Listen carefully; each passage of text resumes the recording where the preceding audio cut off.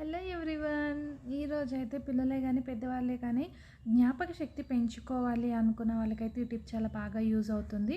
First one, 7 to 8 hours నిద్ర చాలా అవసరం. అది మైండ్ రీజనరేట్ అవ్వడానికి, హెల్తీగా ఉండడానికి అండ్ జ్ఞాపక శక్తిని పెంచుకోవడానికి చాలా బాగా యూజ్ అవుతుంది. అండ్ సెకండ్ వన్, మార్నింగ్ లేవగానే కనీసం 1 లీటర్ వాటర్ ఖచ్చితంగా తాగండి. లేదు అంటే అట్లీస్ట్ 2-3 గ్లాసెస్ అయినా వాటర్ కంపల్సరీ తాగండి. తాగిన తర్వాత ఒక 10 మినిట్స్ నడవడం అండ్ అలానే మెడిటేషన్ చేయడం చాలా ఇంపార్టెంట్. మన బ్రెయిన్ రీజనరేట్ అవ్వడానికి మెడిటేషన్ చాలా బాగా యూజ్ అవుతుంది, పిల్లలకైనా పెద్దవాళ్ళకైనా.